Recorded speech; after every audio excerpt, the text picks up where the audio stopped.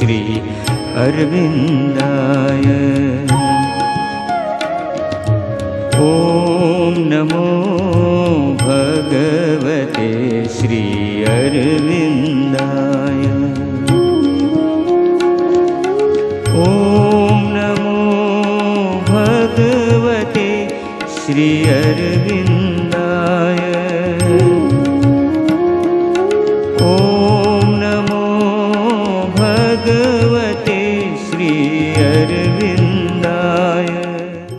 Savitri, Book 2, The Book of the Traveler of the Worlds, CANTO XIII, in the Self of Mind. At last there came a bare indifferent sky, where silence listened to the cosmic voice, but answered nothing to a million calls. The soul's endless question met with no response. An abrupt conclusion ended eager hopes, a deep cessation in a mighty calm, a finish line on the last page of thought, and a margin and a blank of wordless peace. There passed the claiming hierarchy of worlds. He stood on a wide arc of summit space, alone with an enormous self of mind which held all life in a corner of its vase.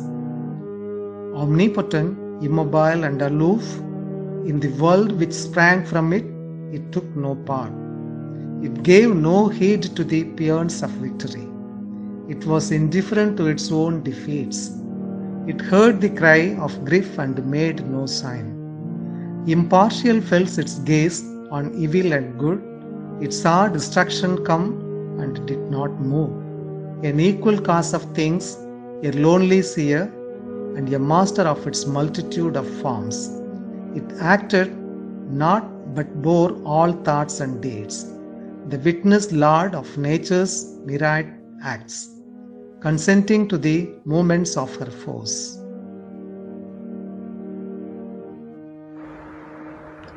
His mind reflected this vast quietism. This witness hush is the thinker's secret base. Hidden in silent depths the word is formed. From hidden silences the act is born. Into the voiceful mind the laboring world. In secrecy wraps the seed the eternal source. Silence the mystic birthplace of the soul.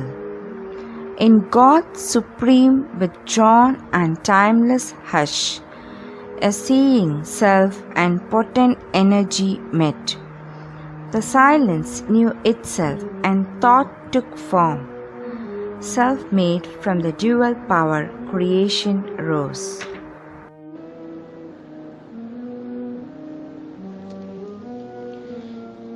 In the still self he lived, and it in him, its mute, immemorable lessening depths, its vastness and its stillness were his own. One being with it, he grew wide, powerful, free. Apart, unbound, he looked on all things done, as one who builds his own imagined scenes, and loses not himself in what he sees.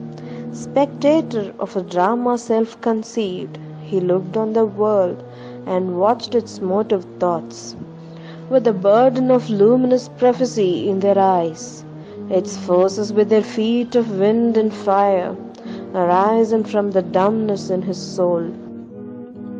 All now he seemed to understand and know. Desire came not, nor any gust of will. The great perturbed inquirer lost his task. Nothing was asked, nor wanted any more. There he could stay, the self, the silence own. His soul had peace, It knew the cosmic whole. Then suddenly a luminous finger fell on all things seen or touched or heard or felt, and showed his mind that nothing could be known, that must be reached, from which all knowledge comes. The septic ray disrupted all that seems, and smote at the very roots of thought and sense. In a universe of nescience they have grown, aspiring towards a superconscient sun, playing in shine and rain from heavenlier skies. They never can win however high their reach, or overpass however keen their probe. A doubt corroded even the means to think. Distrust was thrown upon mind's instruments. All that it takes for reality's shining coin, proved fact, fixed inference, deduction clear, firm theory, assured significance, appeared as frauds upon time's great bank, or assets valueless in truth's treasury.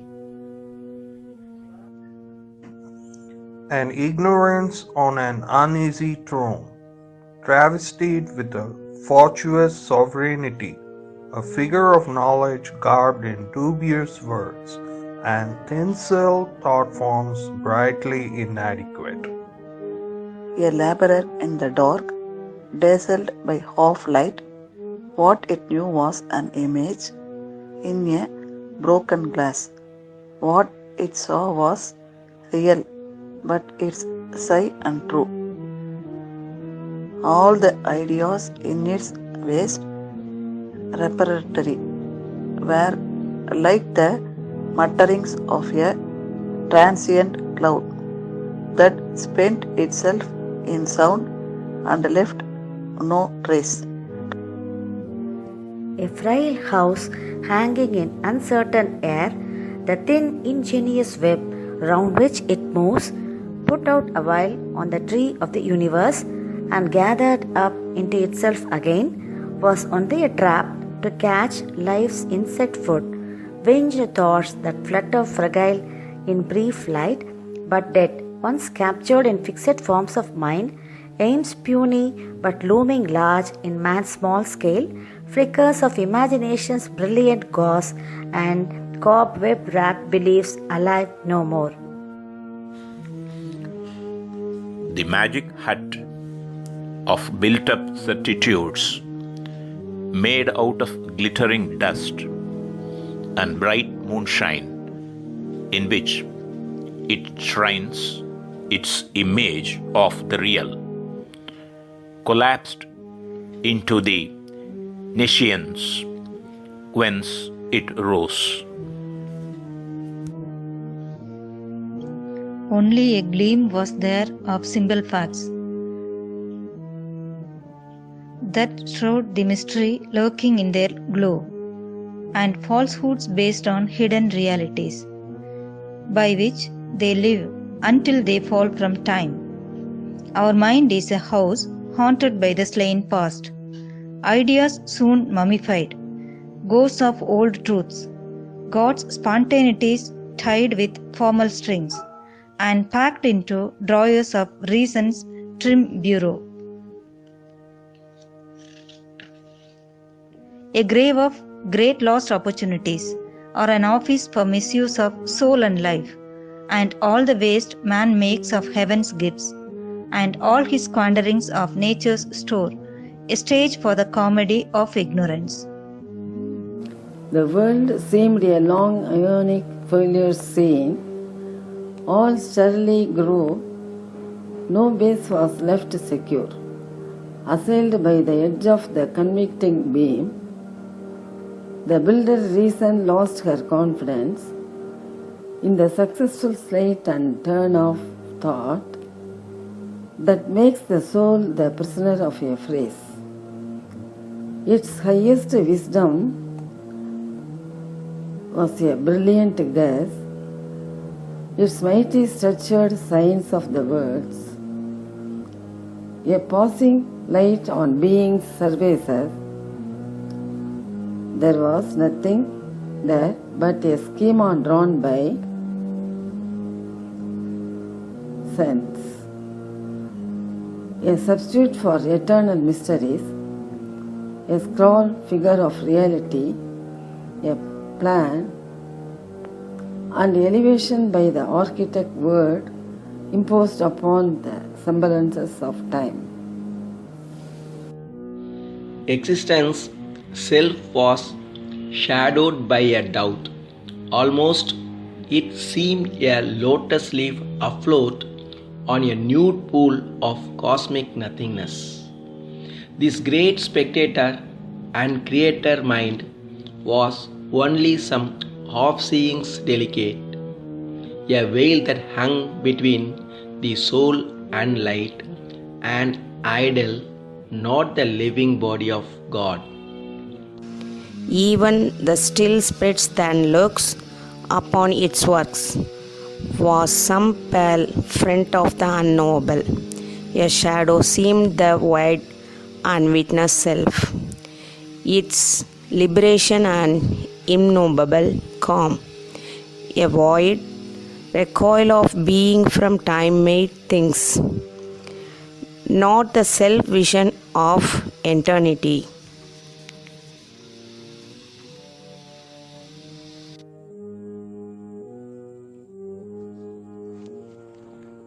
Deep peace was there, but not the nameless force. Our sweet and mighty mother was not there, who gathers to her bosom her children's lives, her clasp that takes the world into her arms.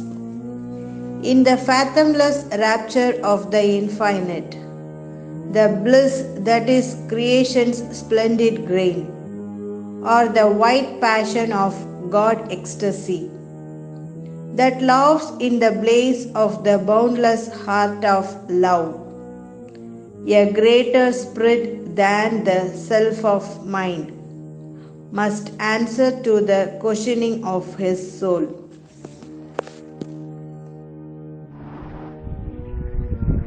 For here was no firm clue and no sure road. High climbing pathways ceased in the unknown. An artist's sight constructed the beyond in contrary patterns and conflicting hues. A part experience fragmented the whole. He looked above, but all was blank and still. A sapphire firmament of abstract thought escaped into a formless vacancy. He looked below, but all was dark and mute. A noise was heard between of thought and prayer, a strife, a labor without end or was, a vain and ignorant seeking raised its voice. A rumor and a movement and a call, a foaming mass, a cry innumerable, rolled ever upon the ocean surge of life, along the course of mortal ignorance.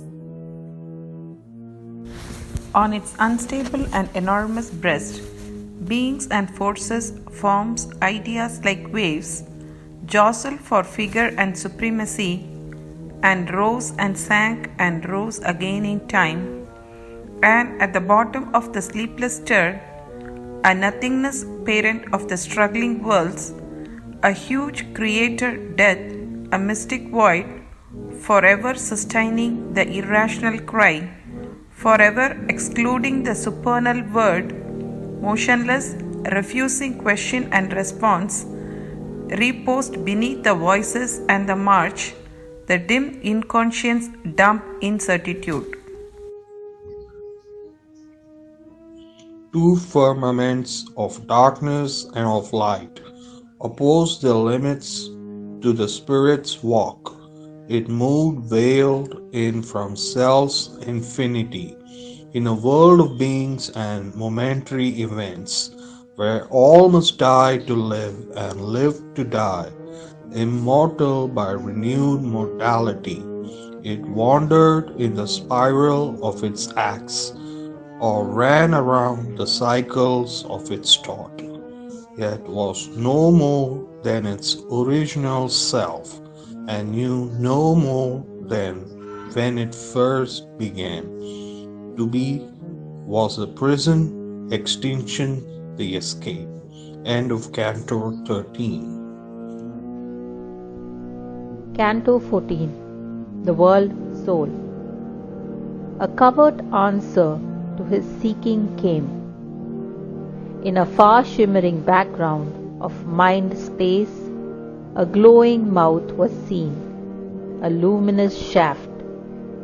A recluse gate it seemed, musing on joy, a veiled retreat, an escape to mystery. Away from the unsatisfied surface world, it fled into the bosom of the unknown, a well, a tunnel of the depths of God. It plunged as if a mystic groove of hope through many layers of formless, voiceless self, to reach the last profound of the world's heart. And from that heart there surged a wordless call, pleading with some still impenetrable mind, voicing some passionate unseen desire. As if a beckoning finger of secrecy outstretched into a crystal mood of air, pointing at him from some near hidden depth, as if a message from the world's deep soul, an intimation of a lurking joy that flowed out from a cup of brooding bliss. There shimmered, stealing out into the mind, a mute and quivering ecstasy of light, a passion and delicacy of roseate fire. As one drawn to his lost spiritual home, feels now the closeness of a waiting love into a passage dim and tremulous that clasped him in from day and night's pursuit. He travelled led by a mysterious sound, a murmur multitudinous and lone. All sounds it was in turn, yet still the same. A hidden call to unforeseen delight. In the summoning voice of one long known well loud, but nameless to the unremembering mind, it led to rupture back the torrent heart. The immortal cry ravished the captive ear. Then, lowering its imperious mystery, it sank to a whisper circling round the soul. It seemed the earning of a lonely flute that roamed along the shores of memory and filled the eyes with tears of longing joy. A cricket's rash and fiery single note. It marked with shrill melody night's moonless hush, and beat upon a nerve of mystic sleep. Its high, instant, magical revival. A jingling silver loaf of anglet bells travelled the roads of a solitary heart. Its dance solaced an eternal loneliness. An old forgotten sweetness sobbing came, or from a far harmonious distance heard the tinkling pace of a long caravan. It seemed at times or a vast forest hymn, the solemn reminder of a temple gong, a bee-grown honey drunk in summer isle, ardent with ecstasy in a slumberous noon, or the far anthem of a pilgrim sea.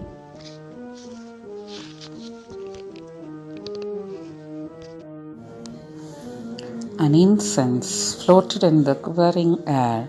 A mystic happiness trembled in the breast, as if the invisible beloved had come, assuming the sudden loveliness of a face, and close, glad hands could seize his fugitive feet, and the world to change with the beauty of a smile. Into a wonderful bodiless realm he came, the home of a passion without name or voice, a depth he felt answering to every height. A nook was found that could embrace all worlds, a point that was the conscious not of space, an hour eternal in the heart of time. The silent soul of all the world was there. A being lived, a presence and a power, a single person who was himself and all, and cherished nature's sweet and dangerous throbs, transfigured into beats divine and pure, one who could love without return for love, meeting and turning to the best the worst. It healed the bitter cruelties of earth, transforming all experience to delight, intervening in the sorrowful paths of birth. It rocked the cradle of the cosmic child and stilled all weeping with its hand of joy. It led things evil towards their secret good. It turned racked falsehood into happy truth. Its power was to reveal divinity. Infinite coeval with the mind of God, it bore within itself a seed, a flame. A seed from which the eternal is newborn, a flame that cancelled death in mortal things. All grew to all kindred and self and near. The intimacy of God was everywhere. No veil was felt, no brute barrier in it. Distance could not divide, time could not change. A fire of passion burned in spirit depths. A constant touch of sweetness linked all hearts. The throb of one adoration's single bliss. In a rapt ether of undying love. An inner happiness abode in all, a sense of universal harmonies, a measureless secure eternity of truth and beauty and good and joy made one. Here was the welling core of finite life. A formless spirit became the soul of form. All there was soul, or made of sheer soul stuff. A sky of soul covered a deep soul ground. All here was known by a spiritual sense. Thought was there, but a knowledge near and one. Seized on all things by a moved identity. A sympathy of self with ourselves. A touch of consciousness on consciousness. And beings look on being with inmost gaze. And heart laid bare to heart without walls of speech, and the unanimity of seeing minds in myriad forms, luminous with the one God. Life was not there, but an impassioned force, finer than fineness, deeper than the deeps, felt as a subtle and spiritual power, a curing out from soul to answering soul, a mystic movement, a close influence, a free and happy and intense approach of being to being with no screen or check, without which life and love could never have been. Body was not there, for bodies were needed not. The soul itself was its own deathless form, and met at once the touch of other souls, close, blissful, concrete, wonderfully true. As when one walks in sleep through luminous dreams, and conscious knows the truth their figures mean, here where reality was its own dream, he knew things by their soul and not their shape, as those who have lived long, made one in love, need word nor sign for heart's reply to heart. He met and communed without bar of speech, with beings unveiled by a material frame. There was a strange spiritual scenery, a loveliness of lakes and streams and hills, a flow, a fixity in a soul space, and plains and valleys, stretches of soul joy, and gardens that were flower tracts of the spirit, its meditations of stinged debris. Air was the breath of a pure infinite. A fragrance wandered in a colored haze, as if the scent and hue of all sweet flowers had mingled to copy heaven's atmosphere, appealing to the soul and not the eye. Beauty lived there at home in her own house. There all was beautiful by its own right, and needed not the splendor of a robe. All objects were like bodies of the gods, a spirit symbol environing a soul, for world and self were one reality.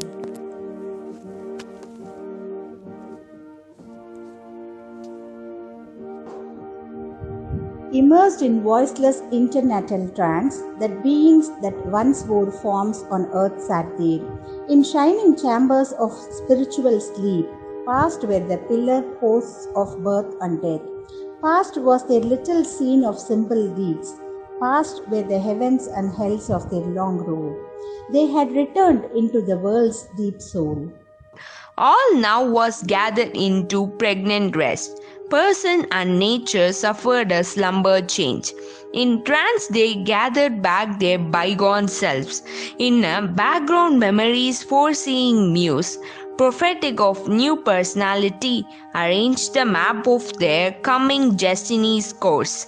Heirs of their past, their future's discoverers, electors of their own self-chosen lot, they waited for the adventure of new life.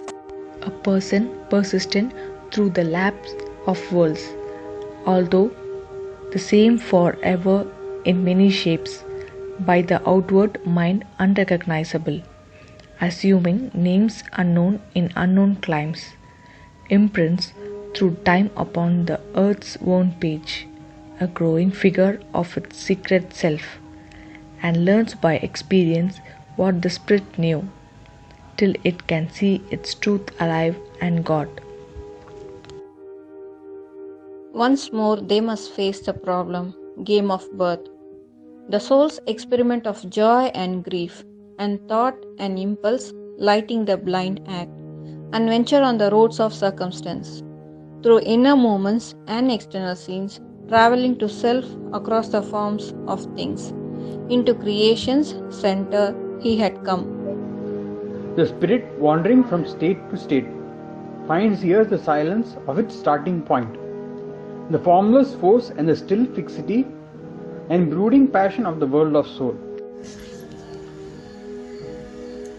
All that is made and once again unmade, the calm, persistent vision of the One, inevitably remakes, it lives anew. Forces and lives and beings and ideas are taken into the stillness for a while. There they remold their purpose and their drift, recast their nature and reborn their shape. Ever they change and changing ever grow, and passing through a fruitful stage of death, and after long reconstituting sleep, resume their place in the process of the gods, until their work in cosmic time is done. Here was the fashioning chamber of the worlds. An interval was left, fixed act and act, fixed birth and birth, fixed dream and waking dream. A past that gave new strength to do and be.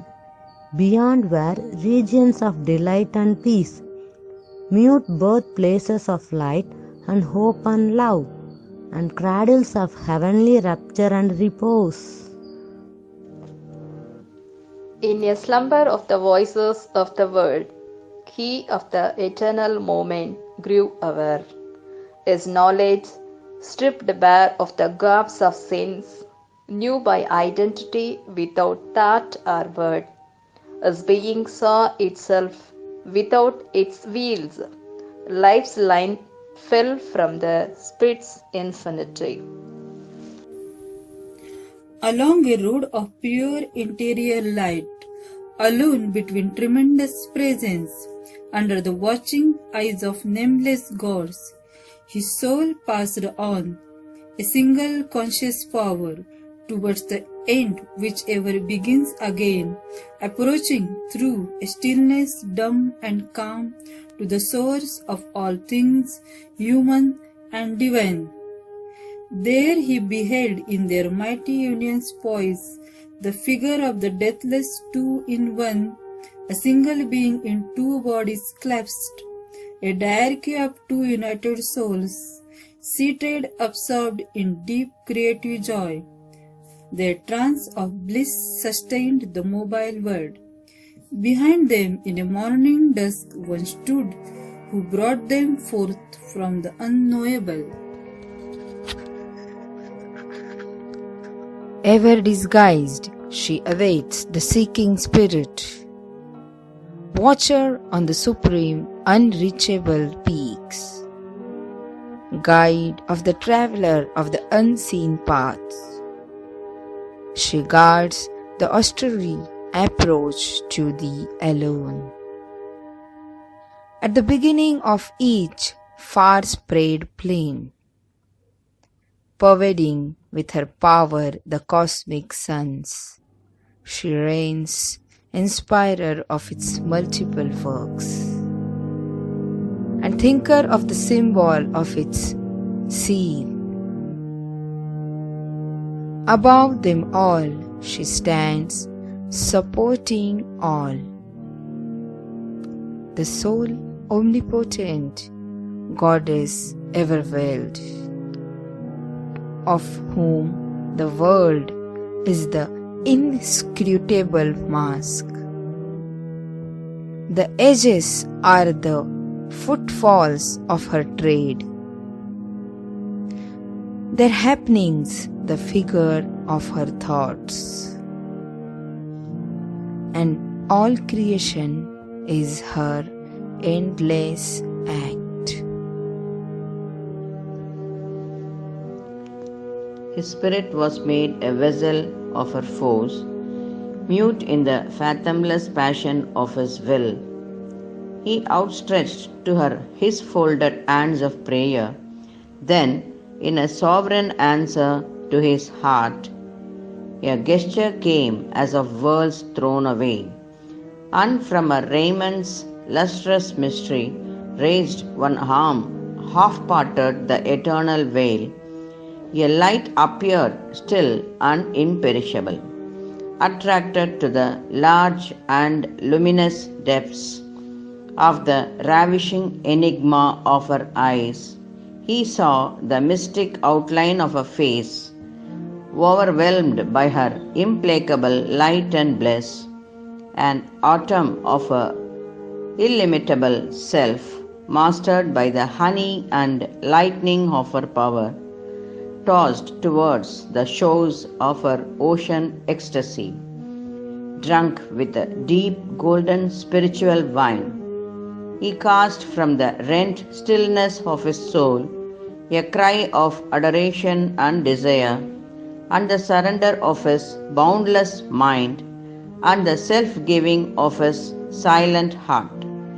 He fell down at her feet, unconscious, prone.